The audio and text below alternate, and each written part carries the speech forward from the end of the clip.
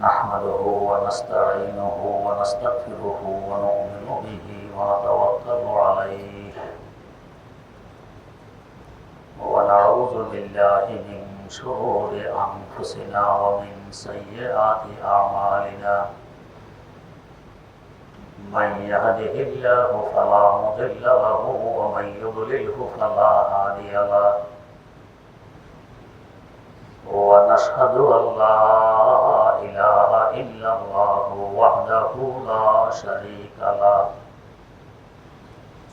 ونشهد أن سيدنا ونبينا ومولانا محمدا عبده ورسوله أرسله بالحق بشيرا ونذيرا وداعيا إلى الله بإذنه وسراجا منيرا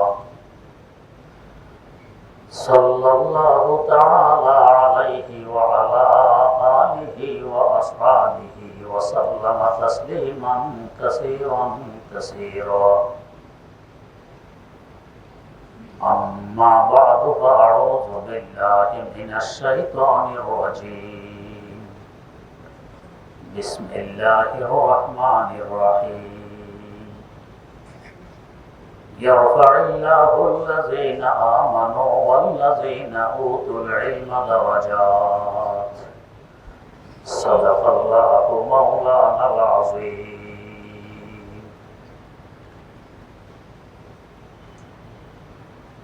বয়ান চলছিল কি কাজে মানুষের মূল্য বাড়ে, মানুষ সম্মানিত হয়। আল্লাহ রাব্বুল আলামিন বলেন ওয়াল্লাযীনা উতুল ইলমা দারাজাত,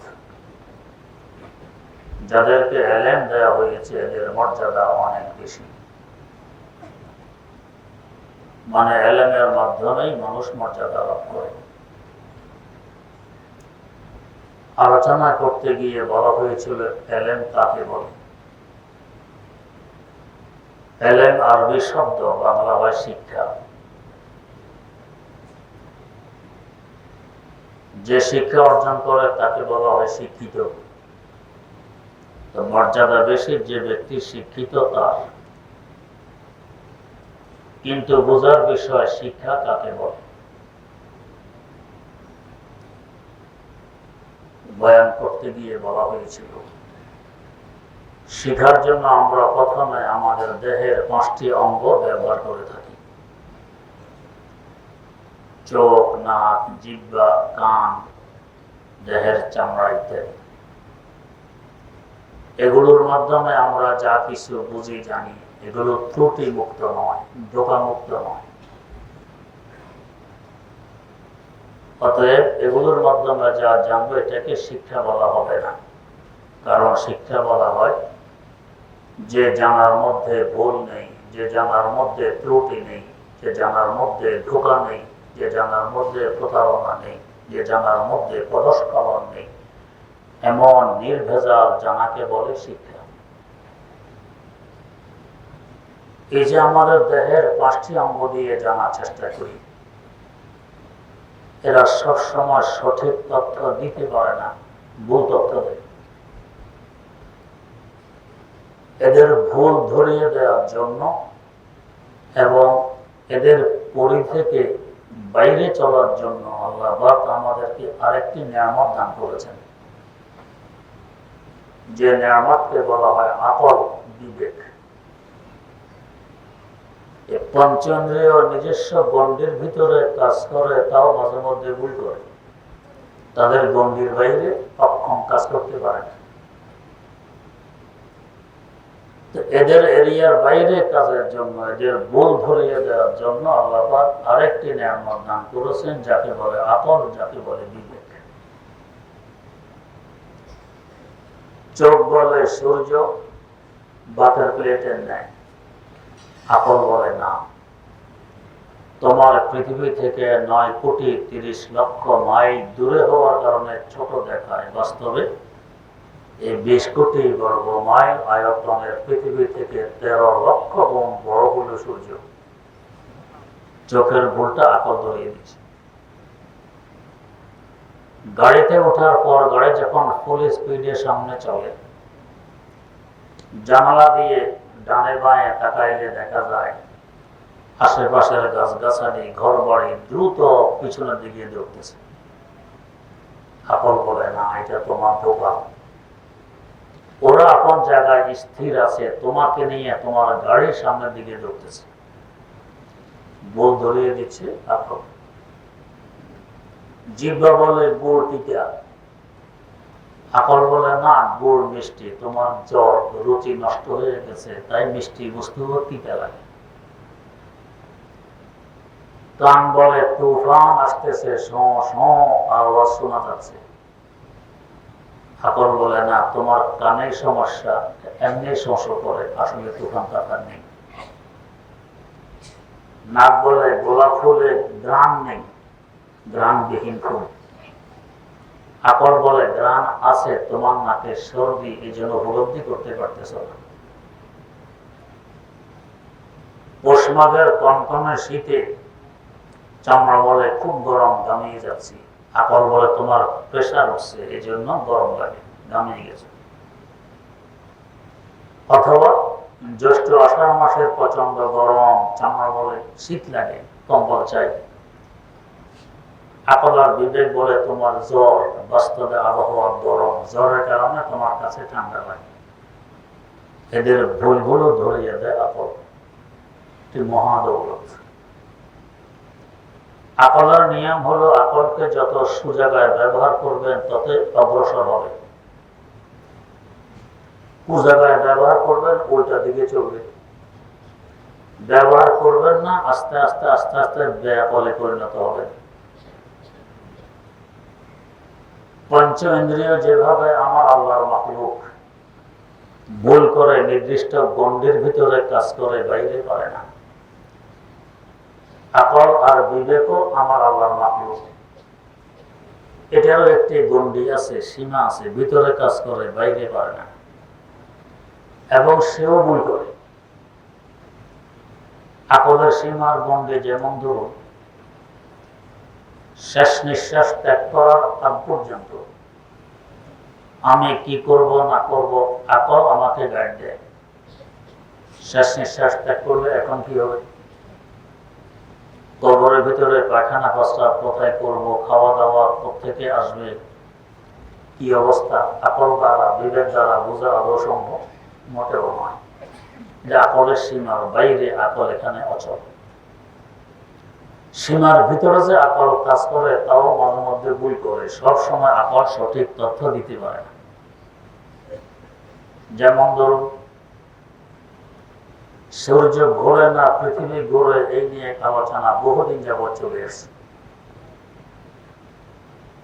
যদিও এটা আমাদের তেমন প্রয়োজন নেই। সূর্য ঘুরলে কি ক্ষতি, পৃথিবী ঘুরলে কি লাভ, কিছুই নেই। এটা নিয়ে মানুষ মাসকে মাস, বছরকে বছর সময় ব্যয় করতেছে, লাভ 2 পয়সারও হবে না। আমাদের লাকসাম থানার একজন বড় বিজ্ঞ মুফতি বুজুর্গ ছিলেন, মুফতি আব্দুল আজিজ রহমতুল্লাহ।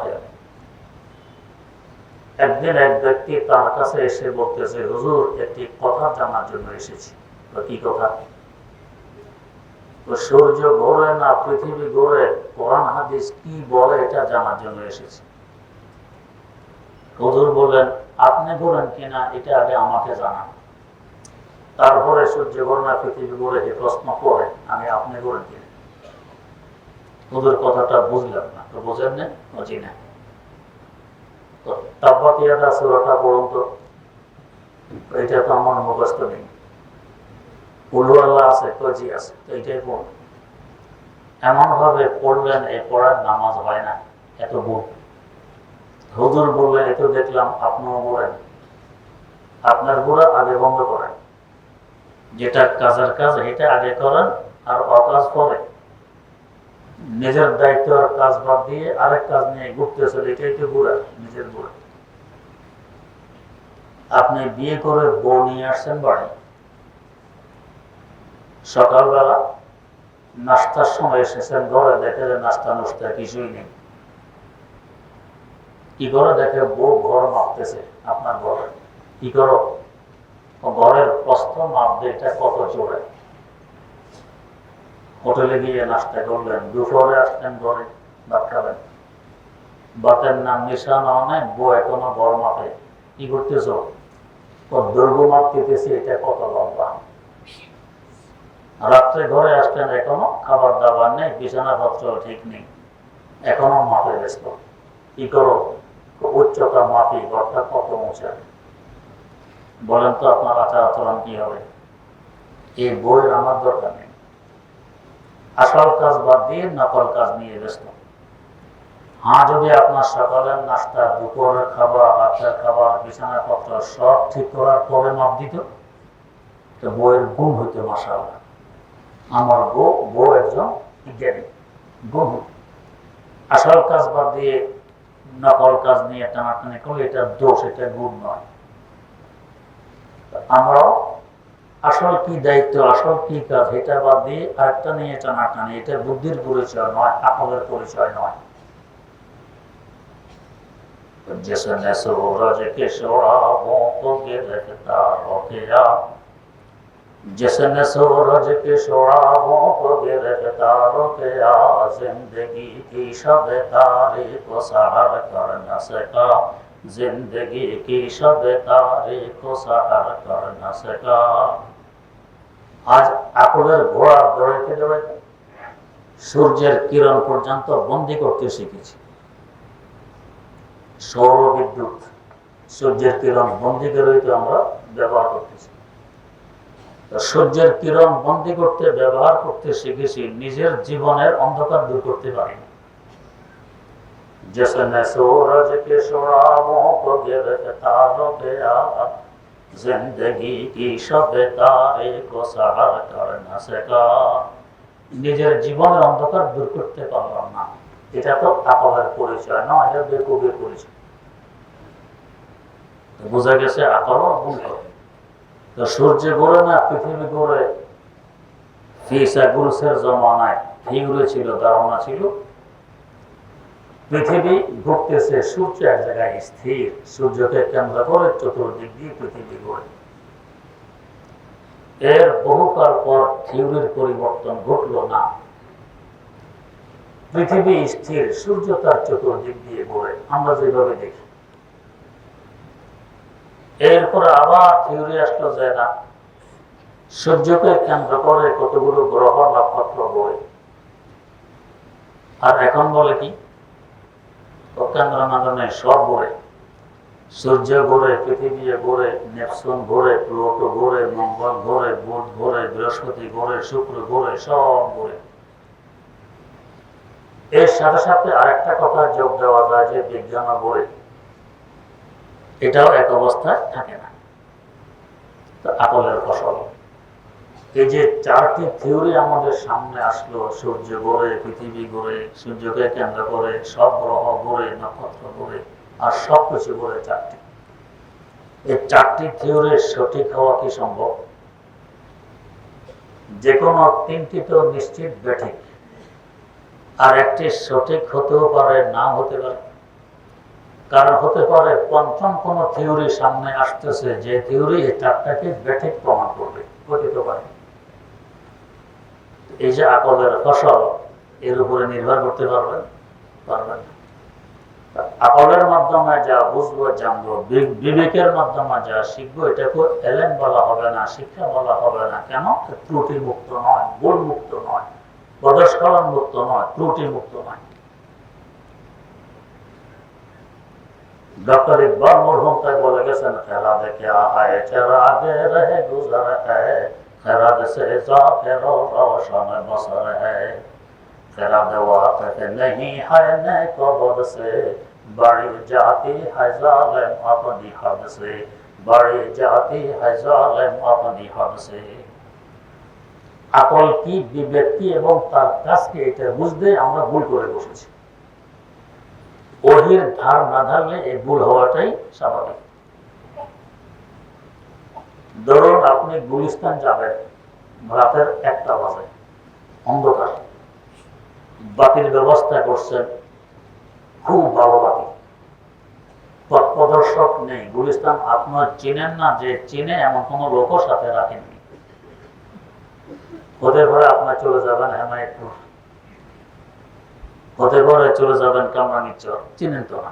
বাতিতেও আছে, বাতির কাজ রাস্তা দেখানো, চিনানো নয়। বাতি রাস্তা দেখাবে, চিনাইতে বাতি অক্ষম, চিনাবে তো পথ প্রদর্শক মুর্শিদ, বাতি চিনাবে। আকল হলো একটি নূর, বাতি, এটা আমাকে রাস্তা দেখায়, চিনায় না। আমরা মনে করি এটা চিনায়, এখানে ভুল করে বসে। তাই দেখা যায় যে আকলের উপরে যত বেশি নির্ভর, তার প্রদর্শন তত বেশি, উল্টা দিকে চলে তত বেশি। তাই বুজুর্গান দিন বলেন, ফলসফি কো বহসতে अंदर खुदा मिलता नहीं, फलसफे को बहसते अंदर खुदा मिलता नहीं, दूर तो सुलझा रहा है पुरसिरा मिलता नहीं। যারা শুধু আকল নির্ভর, বিবেক নির্ভর, এরা যতই সামনে দৌড়তে চায় ততই পিছনের দিকে যায়, অন্ধকারে নিমজ্জিত হয়, এরা কখনো গন্তব্যে পৌঁছতে পারে না। কেন? শুধু আকল নির্ভর, মনে করে আকল আমাকে গন্তব্যে পৌঁছাবে, বিবেক আমাকে গন্তব্যে পৌঁছাবে। বিবেক তো রাস্তা দেখায়, সে তো চিনে না গন্তব্য কি। সারা দুনিয়ার আকল আর বিবেক একাত্রিত করলে কি এটা বলা যাবে যে আমাদের মতের পর কি হবে? কিছুই বলা যাবে না। গন্তব্য কোথায় এটা আকল বলতে পারবে না। অতএব আকল আর বিবেকের মাধ্যমে যা বুঝবো, জানবো, এটাকে শিক্ষা বলা হবে না, যেহেতু ত্রুটি মুক্ত নয়, পদস্খলন মুক্ত নয়, ধোঁকা মুক্ত নয়, প্রতারণা মুক্ত নয়। আপনার ঘরে যুবক ছেলে আছে, যুবতী মেয়েও আছে। ছেলেকে বিয়ে করাবেন, কয়েক বছর যাবৎ মেয়ে খুঁজতেছেন, খোঁজা লাগে। মেয়ে বিয়ে দিবেন, কয়েক বছর যাবৎ স্বামী খুঁজতেছেন। যতই খোঁজাখুঁজি করেন তথ্য তালাশ নেন, আরেকজনের মেয়ে ঘরে নিয়ে আসলে আপনার ছেলের সাথে খাপ নাও খেতে পারে, অবনাগত হতে পারে। আপনার ছেলের স্বভাব কি, চাহিদা কি, চরিত্র কি, ওই মেয়ে বুঝবে। আর যতই খোঁজাখুঁজি করে ছেলেকে বিয়ে দেন বা মেয়েকে বিয়ে দেন আরেক ছেলের কাছে, এই মেয়ে ওই ছেলের স্বভাব বোঝা, চাহিদা বোঝা, ওই ছেলে আপনার মেয়ের স্বভাব বোঝা, চাহিদা বোঝা অনেকটা কঠিন হয়। এখানে আকলের দাবি কি? তুমি বাইরে অচেনা এক মেয়ে ঘরে আনবে আর নিজের মেয়েকে অচেনা এক ছেলের কাছে দিয়ে দিবে, এটা কেমন কথা? তো অযৌক্তিক কথা। এই মেয়েকে ছেলের সাথে বিয়ে দিয়ে দাও, ভাইয়ের মনে বিয়ে হবে, ভাই বোনকে ভালো বুঝবে, বোন ভাইকে ভালো বুঝবে। আকলের যুক্তি তো এটাই বলে। তাই যারা ওহির ধারণা দেখা গেছে, এরা বোনকে বিয়ে করেছে, মাকে বিয়ে করেছে। এক হিন্দু রাজা, তার মাকে, রাজা দাহির, সিন্ধু প্রদেশের রাজা, তার মা ছিল তার স্ত্রী। সংসারে জ্বলেছে অশান্তির আগুন, শান্তি হবে। তো ভাই বোনকে বিয়ে করেছে, অশান্তির আগুন, শান্তি নেই। কিন্তু অচেনা মেয়ে ঘরে আসলে শান্তি হয়, আর অচেনা ছেলের কাছে মেয়েকে দিলেই শান্তি হয়। আকল তো এটা বলে। অতএব আকলকে প্রদর্শক মনে করে চললে প্রদর্শন অনিবার্য।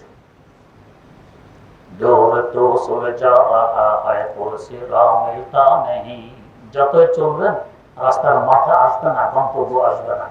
যেহেতু আকল রাস্তা দেখায়, সে রাস্তায় চিনায়।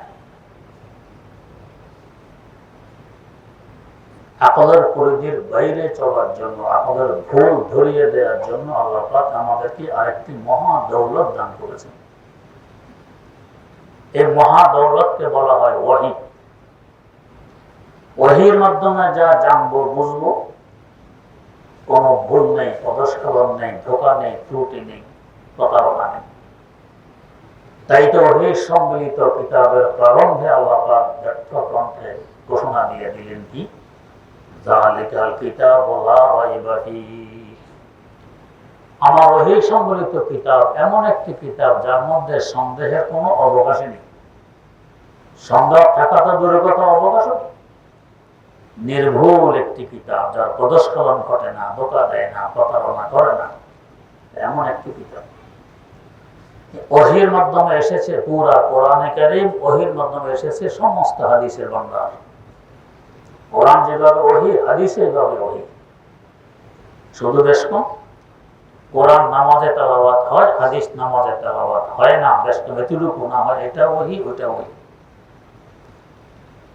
বুখারী শরীফের শুরু হয়েছে বাবুল ওহী, ওহী সম্পর্কে আলোচনা দিয়ে।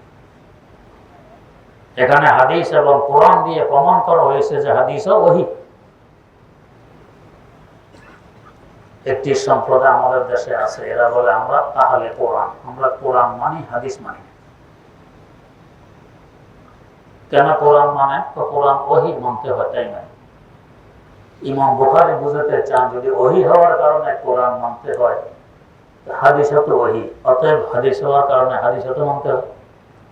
একটা মানবে একটা মানবে না, এটা কারণটা কি? এই জবাব তাদের কাছে নেই। বলে কি হাদিস সংকলন হয়েছে অনেক পরে, এই জন্য বিশ্বাস নেই এটা আসলে নবীর কথা না কার কথা। তো প্রশ্ন জাগে কোরআন তো সংকলন হয়েছে অনেক পরে। নবী করিম সাল্লাল্লাহু আলাইহি ওয়াসাল্লাম তো নিজের জীবদ্দশায় কোরআন একাত্রিত করে যাননি।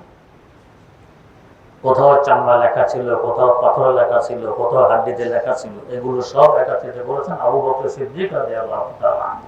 এরা তো একত্রিত ছিল। তো যে সন্দেহ তোমরা হাদিসের ব্যাপারে পেশ করো, এটা কোরআনের ব্যাপারে করতে পারো, এরপরে কোরআন মানো, হাদিস মানতে অসুবিধা কি? কিন্তু এই যে তারা সংকলন করেছেন, কিভাবে ছানবিন করে করেছেন, এক একজনের কথা এগুলো গ্রহণ করেনি। অসংখ্য মানুষ সাক্ষী দিয়েছে, হ্যাঁ এটা আল্লাহ নবী বলে গেছেন, হ্যাঁ এটা জিবরিল আমিন বলে গেছেন। এইসবে কোরআন কোরআনের জায়গায় হাদিস, হাদিসের জায়গায় দুধের জায়গায় দুধ, পানির জায়গায় পানি, এভাবে ভাগ করে দিয়ে গেছেন। আল্লাহ রাব্বুল আলামিনের বিধান কুল্লুন মুয়াসসার বিমা খুলিকা লাহু, যে কাজের জন্য যাকে সৃষ্টি করা হয় তার জন্য কাজ সহজ করে দেন। যখন যে কাজের দরকার তখন এমন মনীষী সৃষ্টি করেন যারা কাজটা সহজে করতে পারে। এই যে হাদিস সংকলন করলেন যারা, কি পরিমাণ তাদের মেধা শক্তি ছিল, স্মরণ শক্তি ছিল। ইমাম বুখারী রাহিমাহুল্লাহু তাআলা প্রথম যখন বাগদাদে আসেন, ওনার প্রসিদ্ধি মানুষের মুখে মুখে, কিন্তু বাগদাদে কখনো আসেননি, প্রথম আসলেন। বাগদাদবাসীরা পরীক্ষা করবে আসলে বড় আলেম না এমনি পরিচিতি হয়ে গেছে। কিভাবে? 10 জন লোক ঠিক করলো, হাদিসের সূত্র একটা, হাদিসের এবারত আর একটা উলট প্রবেশ করে 10 জনে 10টা করে ওনাকে হাদিস শুনাইলো। হাদিসগুলোর ব্যাপারে আপনার মন্তব্য কি? প্রথম ব্যক্তি হাদিস শুনাইলেন, উনি বলেন লা আদরি, এটা আমি জানি না। দ্বিতীয় ব্যক্তি শুনাইলেন লা আদরি, আমি জানি না। এভাবে 10 জনের 100 হাদিসে বললেন কি লা আদরি, আমি জানি না। সবাই মনে মনে ভাবে এমনি এত প্রসিদ্ধি আর পরিচিতি, বাস্তবে তো কিছু দেখলাম। 100 হাদিস সামনে আসার পর এবার শুরু করলেন। প্রথম ব্যক্তি হাদিসটি এভাবে শুনেছেন, যেটা ভুল ছিল সেটা বলে দিলেন, এই হাদিসের মধ্যে এই এই ভুল তোমরা করেছো, সূত্র অমুকখান থেকে এনেছো, যে এই হাদিসের নয়, এই হাদিসের সূত্র হইল এই, সহিভাবে বলে দিলেন। এরপরে দ্বিতীয় ব্যক্তি হাদিসটি এভাবে শুনেছো, এটা এই এই ভুল করেছো, এটা সহি হইল এই, বাই সিরিয়াল 100 হাদিস শুনে দিলেন। এখন তো সবার আশ্চর্য, আরে বাপরে বাপ, ভুল হাদিসটা ওইভাবে শুনালেন যেভাবে এরা ভুল শুনে গেছে। কি পরিমাণ মেধা, তীক্ষ্ণ স্মরণ শক্তি, কেমন তীক্ষ্ণ! আমাদের এর জমানায় আমার দাদা উস্তাদ হযরত ইমামুল আসর শাহ আনোয়ার কাশ্মীরি রাহিমাহুল্লাহ, একটি কথা একবার শুনলে কিন্তু একবার পড়লে অন্তত 40 বছর তিনি ভুলতেন না। দারুল দারবন্দের শেখুল হাদিস ছিলেন, বুখারী পড়ে। ব্রিটিশ আমলের কথা, 2 ইংরেজ ঝগড়া করতেছে, উনি ওইখানে ওনার কোনো কাজে ব্যস্ত। এক ইংরেজ হাকিমের কাছে গিয়ে মোকদ্দমা দায়ের করলো, এ আমাকে এই গালি দিয়েছে, বেইজ্জত করেছে। হাকিম বললো সাক্ষী থাকলে সাক্ষী আমার আছে, তাই মৌলভী সাহেব ইমামুল আসর হযরত শাহ আনোয়ার কাশ্মীরি রাহিমাহুল্লাহ, তাকে নিয়ে গেছে কোর্টে সাক্ষী দেওয়ার জন্য। হাকিম সাহেব জিজ্ঞেস করলেন, হুজুর এরা দুজন যে ঝগড়া করেছে, কে কাকে কি বলেছে বলেন তো? হযরত বলেন, হাকিম সাহেব আমি ইংরেজি জানি না, ইংরেজি পড়িনি, তবে এর মুখ থেকে এই ধরনের সাউন্ড, এই ধরনের আওয়াজ বেরিয়ে এসেছে, আর ওর মুখ থেকে এই ধরনের সাউন্ড আর আওয়াজ বেরিয়ে এসেছে, হুবহু ইংরেজি সেন্টেন্স আর বাকি ভুল বলে দিলেন। হাকিম কলম কামড় দিয়ে বসে আছে, এটা মানুষ না ফেরেশতা নাকি? ইংরেজি জানা না, কিন্তু ওদের আওয়াজগুলো হুবহু সে বলে দিল বিশুদ্ধভাবে। অথচ এদিকে তিনি খেয়াল করেন, তিনি তো তার কাছে ব্যস্ত। স্মরণ শক্তি এত বেশি যে একবার শুনলে এটা বলতেন। একবার দাওরার ক্লাসে ফাতহুল কাদির হেদায়ার ব্যাখ্যা গ্রন্থ, 9 খণ্ডের একটি কিতাব, তর্কিবিলিকার দিনের ছোট ছোট লেখা, বড় করে লিখলে তো 50 খণ্ড হবে। 3 পৃষ্ঠা একদমে শুনে দিলেন মুখস্থ। ছাত্ররা আশ্চর্য, হুজুর এই কিতাব মুখস্থ করছেন কখন? তখন ওই ক্লাসের ছাত্র ছিলেন মুফতি আজম বাংলাদেশ আল্লামা মুফতি মোহাম্মদ ফয়জুল্লাহ রাহিমাহুল্লাহ, মুফতি আজম পাকিস্তান আল্লামা মুফতি মোহাম্মদ শফি রাহিমাহুল্লাহ, শাইখুল হাদিস আল্লামা ইদ্রিস কামরুল্লাহ রাহিমাহুল্লাহ, হাকিমুল ইসলাম আল্লামা কারি মোহাম্মদ তৈয়ব রাহিমাহুল্লাহ। এক একজন এলেম আমলের পাহাড়, এরা ক্লাসে। চেহারা দেখে বুঝলেন যে এরা আশ্চর্য। জিজ্ঞেস করলেন, তোমরা মনে করেছো আমি আজকে মুখস্থ করে এসেছি? হুজুর কবে করেছেন? বললেন হিসাব করে আজ থেকে 36 বছর আগে। 36 বছর আগে মুখস্থ করেছেন কেন? বললেন যে আমি কোন এক কাজে কলিকাতা আসি, কাজ হবে ফিরে চলে আসবো দেওবন্দ, গিয়ে দেখে আমার এক কাজ হতে 1 সপ্তাহ লাগবে। এখনো 1 সপ্তাহ যাবত লেখাপড়া ছাড়া থাকা তো আমার পক্ষে কঠিন, কিভাবে থাকবে? তো মানুষের বাড়ি বাড়ি গিয়ে জিজ্ঞেস করি, ভাই তোমাদের ঘরে কোনো কিতাব আছে? নেই, কোনো কিতাব নেই। ফিরে এসে ঘুরতে ঘুরতে এক বাড়ি থেকে এক ছোট্ট বাচ্চা বেরিয়ে এসে বলছে, হ্যাঁ মেরে দাদা জান কি কিতাব হয়, আমার দাদারা কিতাব আছে, নিয়ে আসো। আনলো, তো দেখি ফাতহুল কাদির। একটা তো আরো আছে, কজি আরো আছে, সবগুলি আমাকে বাচ্চা আনলো। তো 1 সপ্তাহ তাদের বাড়ি দুয়ারে বসে বসে 9 খণ্ডের কিতাব শুরু থেকে শেষ পর্যন্ত পুরোটা পড়ে শেষ করেছে। 36 বছর আগে সেই পড়া থেকে মুখস্থ শুনে দিয়েছেন। মিশর গেছেন, মিশর জামুল আজহারের প্রসিদ্ধ কুতুবখানা লাইব্রেরি, একটা কিতাব খুব পছন্দ হইল, মাসালা মাসাইলের কিতাব, খুবই বাই সিরিয়াল সুন্দর কিতাব। বললেন যে এটা আমি লিখে নিয়ে যাই, অনুমতি দিব না। পড়ার অনুমতি আছে? আছে, বড়। উনি শুরু থেকে শেষ পর্যন্ত একবার পড়ে চলে আসছেন দেওবন্দ। এসে নিজের স্মরণ শক্তি থেকে পুরোপুরি লিখে তাদের কাছে পাঠাচ্ছেন, একটু মিলিয়ে দেখো কোনো ভুল আছে কিনা। দেখলো যে একটা অক্ষরেরও ভুল নেই। একবার পড়ে এসেছেন, এইভাবে হিন্দুস্তান এসে লিখে পাঠিয়ে দিয়েছেন মিশর। আমার দাদা ওস্তাদের কথা বলছে, দ্বীনের হেফাজত, ইসলাম সংরক্ষণ আল্লাহ পাক করবেন, এ ধরনের মহামনুষ্য আল্লাহ পাক যুগে যুগে সৃষ্টি করে। এদের মাধ্যমে দিন বিগড়িবে সম্ভব নয়। কেউ যদি বিগড়িতে চায় তারা এগুলো সংশোধন করে দিবে। হাদিস যারা সংকলন করেছেন, এইভাবে তাদের মেধা ছিল। ইমাম তিরমিজি রাহিমাহুল্লাহ শেষ বয়সে অন্ধ হয়ে গেছে, মোটের পিঠে সাওয়ার যাচ্ছেন, পিছনে তার অনেক ছাত্র। এক জায়গায় গিয়ে মাথা নিচে করে ফেলেছেন। ছাত্র জিজ্ঞেস করে, হুজুর মাথা নিচে করলেন কারণ কি? এখানে একটা গাছের নিচু ডাল আছে, মাথা নিচু না করলে মাথা বাড়ি খাবে, এটা নিচে করছে। না, কোনো গাছ তো নেই, কোনো গাছ নেই। হাদিস বর্ণনা বন্ধ করে দিলেন, তাহলে আমার স্মরণ শক্তি নষ্ট হয়ে গেছে, আমার হাদিস বর্ণনা করা ঠিক হবে না। ছাত্ররা খোঁজ দিয়েছে এখানে আসলে গাছ ছিল কিনা। ঠিক এলাকার কিছু বৃদ্ধ লোকেরা এসে বললো, হ্যাঁ এই জায়গায় একটি গাছ ছিল, একটা ডাল ছিল নিচু, মোটের পিঠে সাওয়ার হয়ে যাওয়ার সময় মাথা নিচে করতে হইতো, না গাছের ডালে বাড়ি যেত, গাছ এখানে ছিল।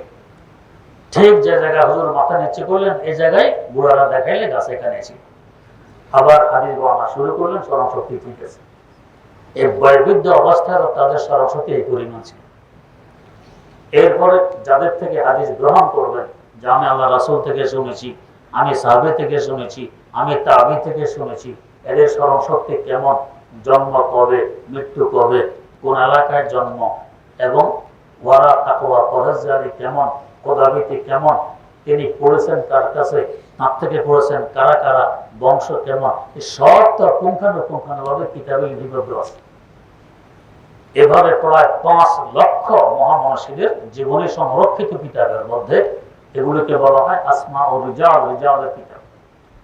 এই শাস্ত্র, এই ফন একমাত্র মুসলমান আবিষ্কার করেছে, আর কোন উম্মত আবিষ্কার করতে পারেনি। যার কারণে মুসলমানদের নবীর শুধু ওহী নয়, কোরআন নয়, নবীর প্রত্যেকটি কথা, প্রত্যেকটি কাজ, প্রত্যেকটি সমর্থন এখনো বিশুদ্ধভাবে কিতাবে লিপিবদ্ধ আছে। যার দরুন ইসলাম এখন আপন অবস্থায় সংরক্ষিত আছে, আর অন্য দিন আপন অবস্থায় সংরক্ষিত নেই, বিগড়ে গেছে, উলটপালট হয়ে গেছে। অতএব ওহী হওয়ার কারণে কোরআন মানতে হলে, ওহী হওয়ার কারণে হাদিসও মানতে হবে। এটাও ওহী, হাদিসও ওহী। বেশটাও শুধু কোরআন শরীফ নামাজে তেলাওয়াত হয়, হাদিস নামাজে তেলাওয়াত হয় না। ওটাকে বলা হয় ওহিয়ে মাতলুব, এটাকে বলা হয় ওহিয়ে গায়রে মাতলুব। এতটুকু বেশ কম, ওহী ওহী। অতএব যেভাবে কোরআন মানতে হয়, এভাবে হাদিসও মানতে হয়। তো বলতেছিলাম আকলের কথা, যে ওহীকে যদি পথ প্রদর্শক না মানা হয়, শুধু আকল একথা ভাবে আমি যথেষ্ট, তাহলে পদস্খলন অনিবার্য। আকল মহামূল্যবান একটি দৌলত, ঠিকভাবে ব্যবহার করতে পারলে উপকৃত হবেন, ব্যবহার ভুল করলে ক্ষতিগ্রস্ত হবেন। ঘোড়া বড় মূল্যবান একটি প্রাণী, পিঠে সাওয়ার হয়ে আগের যুগে শত শত মাইল, হাজার হাজার মাইল রাস্তা অতিক্রম করা হতো ঘোড়া। এখন একজন চায় সে হিমালয় পর্বতে উঠবে ঘোড়া নিয়ে, পারবে? এই যুগের মন্তব্য করে ঘোড়া বেকার, তার কোনো দাম নাই, হিমালয় পর্বতে উঠে গেল না। তার মন্তব্যটা ভুল। আপন জায়গা ঘোড়া বড় দামি, বড় কাজ আছে। আকলও তেমন, কোরআন এবং হাদিস বুঝবো, তার মধ্যে আকল ব্যবহার করবো, বড় দামি। গন্তব্যে পৌঁছবো, কোরআন হাদিস বাদ দিয়ে আকল দিয়ে, এখন আকল বেকার। যেমন হিমালয় পর্বতে উঠা যায়, সোনার উপর মাপার জন্য গ্লাসের ভিতরে একটা পাল্লা, ছোট্ট সোনার উপর মাপে, লক্ষ লক্ষ কোটি কোটি টাকার সম্পদ মাপে। তো এত দামি পাল্লা, কোটি কোটি টাকার সম্পদ মাপে, চলো এটা দেখো রড মাপতে আরম্ভ করি। রড পারবেন? পারবেন। এখন কয় এই পাল্লা এটা বেকার, রড মাপা যায় না, রড তুলে ভেঙে যায়, বেকার। এই মন্তব্যটা ভুল। এটা মাপার জন্য সোনার উপর লাগবে, রড নয়। রড মাপার পাল্লা ভিন্ন, রড মাপতে না পারাতে পাল্লার মূল্য নেই, কথা ঠিক নয়। আকল আপন জায়গায় দামি বস্তু, কিন্তু চাই কি গন্তব্যে পৌঁছবো আকল দিয়ে, এখন আকল বেকার, কাজ করবে। হ্যাঁ, আকলকে আকলের জায়গায় রেখে ব্যবহার করবো, এখন অনেক দামি। আকল যে বেদামি, তুচ্ছতাচ্ছিল্য করবো না, অনেক দামি। যত আবিষ্কার আমাদের সামনে বাতাস দিচ্ছে, ফ্যান ছোট আওয়াজকে বড় করে দিচ্ছে, মাইক, সব তো আকলের ফসল, অনেক দামি। জায়গা অনুযায়ী কাজ করলে, অজায়গায় কাজ করলে তার কোনো মূল্য নেই। যাই হোক, তো বোঝা গেছে আকলের মাধ্যমে যা বুঝবো জানবো এটাও শিক্ষা নয়, যেহেতু ত্রুটি মুক্ত নয়। তো ত্রুটি মুক্ত একটা মাত্র মাধ্যম, সেটা হলো ওহী। এখানে ত্রুটি নেই, ভুল নেই, পদস্খলন নেই, ধোঁকা নেই, মিথ্যা নেই, যা বলবে চলি। প্রথম পয়গম্বর বলে গেছেন লা ইলাহা ইল্লাল্লাহ, আল্লাহ একজন। শেষ পয়গম্বর একই কথা, লা ইলাহা ইল্লাল্লাহ, আল্লাহ একজন। এখানে প্রশ্ন থাকে, তাহলে এক এক নবীর দিন এক এক রকম কেন? আল্লাহ পাক তৌফিক দিলে সামনে বয়ান হবে ইনশাআল্লাহ। সুবহানাল্লাহি ওয়া বিহামদিহি, সুবহানাকাল্লাহুম্মা ওয়া বিহামদিক, আশহাদু আল্লা ইলাহা ইল্লা আনতা, আস্তাগফিরুকা ওয়া আতুবু ইলাইক।